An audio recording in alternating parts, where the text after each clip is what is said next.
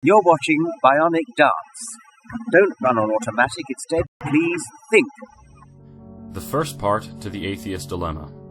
Misunderstanding the difference between mere claims and provocative arguments. That difference has no effective relevance. Any claim at all is open to challenge and must then be defended with arguments in its favor, else the point is conceded, whether explicitly or by forfeit. Any claim asserted without evidence may be discarded without evidence. If you say something is so, you'd better be prepared to defend that statement. Let's do this.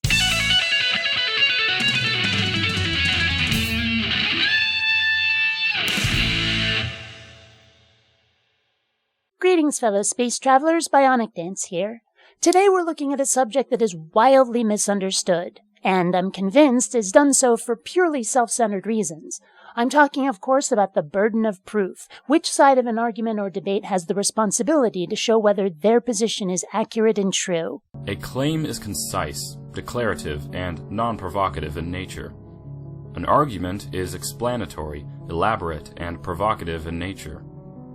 If I simply say, I believe in God, that's not an argument, nor was it intended to be an argument. And if you choose to refute the simple phrase, I believe in God, then you are the one initiating a debate, and the burden of proof falls on you. Wrong. And, frankly, childish. The burden of proof is not a matter of who started it.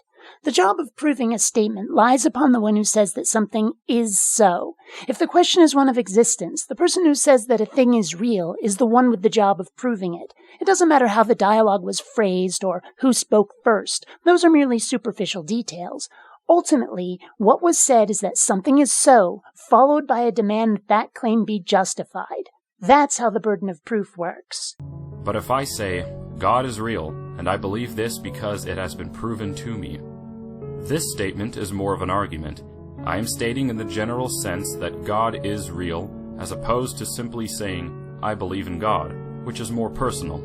Like I said, it doesn't matter how it's phrased. Both of these assert the position that a God exists, and both are open to challenge. You claim belief in a God. Justify that position, or admit that you can't. So when I say to you that God is real, and I follow up by explaining that this apparent fact has actually been proven to me, then this can initiate a debate, and indeed from then on the burden of proof would be on me. It is then, and only then, that I must explain the reasoning for my belief. The problem here is that it's being looked at more as a casual conversation and less as a logical proof. There's a reason why, when people ask me why I'm an atheist, I tell them it's because the people who say a God exists have failed to be convincing, and thus I continue to not believe. And there's a reason I don't engage in in-person debates, made to speak off the cuff. I like being able to do my research, to check my points, and theirs, to edit my phrasing as best I can to keep from being misunderstood, misquoted, or otherwise have my speech manipulated. And even then, it doesn't always work. One of my favorite books is Stranger in a Strange Land by Robert Heinlein. In it, the character Jubal Harshaw says he won a high school debate by quoting the British Colonial Shipping Board, and his opponent was unable to refute him because there never was a British Colonial Shipping Board.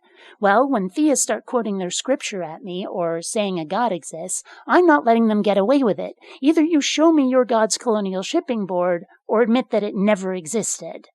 The problem is that everyone requires different degrees of reasoning and persuasion before they accept an idea. If I tell 3 different people that I won a brand new Ferrari, the first person might demand that I show them the Ferrari, and only then will they believe me.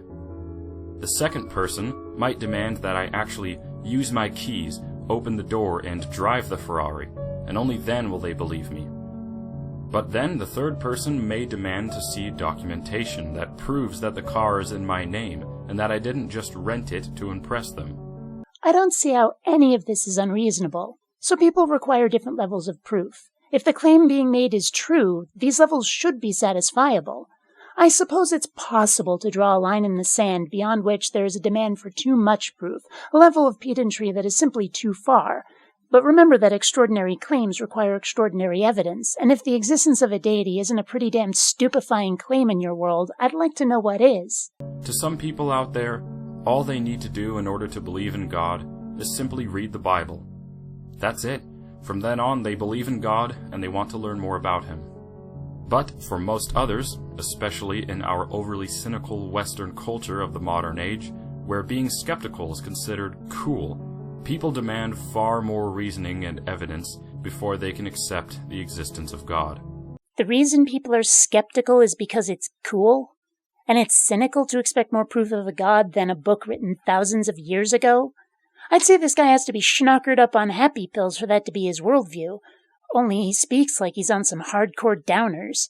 Being a skeptic, expecting people to justify their beliefs instead of engaging in blind acceptance is hardly cynical. It's barely even a few levels above not falling for the prank of being told gullible isn't in the dictionary. It's really not in there, by the way. Good luck. I'll wait. And here we arrive at the second part of the atheist dilemma. They will first declare that God does not exist, and even state that there is no evidence that God exists. But then they will demand from Christians proof that God exists. This, of course, is backward. The atheist will demand proof that God exists, gets none, and then says that the God claimed doesn't exist. Except, of course, if the atheist is doing it right, they'll say, your claim fails its burden of proof and shall be treated as null and void until such time as that failure is corrected. The implication in this video seems to be that, once again, it is assumed that atheists are all naysayers, using the now obsolete definitions of atheist and agnostic, where one only qualifies as an atheist if one makes the definitive statement that gods do not exist, rather than simply requiring the absence of belief for the label to be applicable. It seems to be human nature to expect a single word to describe each possible state within a large bubble of possibilities, rather than applying adjectives to more finely tune the word representing the larger category, and thus taking atheism to its furthest extreme of disbelief, and at the same time leaving no other words to describe the states in between that and mere indifference. It seems an underhanded tactic, a way of forcing people to take positions they don't actually hold. To have a constructive argument with someone, you must be open to the possibility that you could be wrong about your beliefs, and your opponent could be right. Because if you cannot entertain the thought of being wrong, then you will never be able to gain anything from a debate. A skeptic is someone who engages in doubt, not one who asserts that things are not so, but who questions the validity of a statement in order to debunk or to verify said statement. By definition, a skeptic is open to different outcomes, and the best atheists are certainly prepared to find that they're wrong, find so because their skepticism led them to data which supported the side they are questioning. If anything, it's the opposite that's the case. Theists seem to find so many ways to justify continued belief in the face of contrary data, whether it's that God is testing them, or that Scripture takes precedence over real-world facts, or claiming certain religious stories are just lessons meant as metaphors instead of reality, or the old standby of faith. Getting a theist to admit they're wrong about God's existence is far more difficult than it would be to have an atheist concede the point. A person who is agnostic about their belief in the divine has far more freedom to ask whatever they'd like. The agnostic usually admits that he doesn't know either way if God is real or if humans have the ability to understand him. An agnostic is an atheist. If the number of gods you believe in is 0, then you're not a theist. And the only other possibility is atheism, the absence of theism. I'm an atheist because I'm an agnostic. I believe in no gods because I have no convincing information regarding one's existence. And I'm also an apistivist, which means I will not engage in faith. Yet another reason why I'm an atheist. This idea that atheist and agnostic are separate is, frankly, outdated. Agnostic should be treated as more adjective than noun. Even atheist shouldn't be treated as an identity. While religions tend to dominate one's life for many people, as dogma dictates their behavior, being not religious is just a trait, a single data point in a much larger worldview. It comes with no instructions or loyalties, and its biggest rivalry is theists who would see their beliefs enforced upon everyone else. It's a slow fight, but having these terms more accurately reflect reality is happening. And that's all they really are. Descriptions. Their purpose is communication of ideas, and that should be important, even if it means letting go of certain long-held preconceptions. The atheist is a person who has already made up their mind that God does not exist. And this is one of those preconceptions. That does not describe every atheist. It's just one level of atheism, because the strength of one's conviction in God's non-existence is a gradient, a scale, not an absolute. This is why you will seldom hear about an atheist being converted to Christianity after a debate. Right. It has nothing to do with the weakness of the theist's arguments. It's just atheists being stubborn. Sure, Sounds reasonable. For the atheist, he has to personally pursue the philosophical and theological arguments for God's existence, and make the ultimate decision all on his own. Wrong. It's the theist, the one saying God exists, who must convince other people they're right, and that often requires meeting someone's standards other than the theist's own. And that means that the arguments have to go beyond philosophical and theological. The evidence for God's existence is going to have to be empirical and objective, exist outside of one's own mind. A standard no religion has ever been able to meet. The flaw lies not with the atheist, but with the religion itself. It makes real-world claims, but expects us to believe them purely on faith. And that just ain't gonna happen.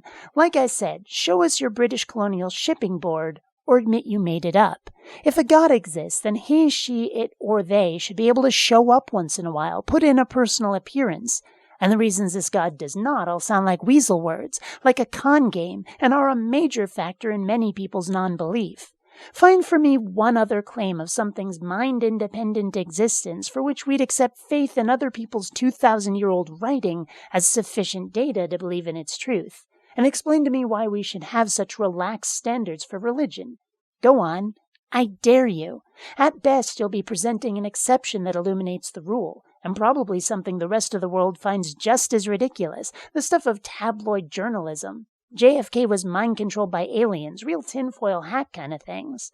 You want religion to be seen as anything other than a scam? You're going to have to do better than you have. Until next time, fellow space travelers, this is BionicDance saying don't run on automatic. Instead, please think.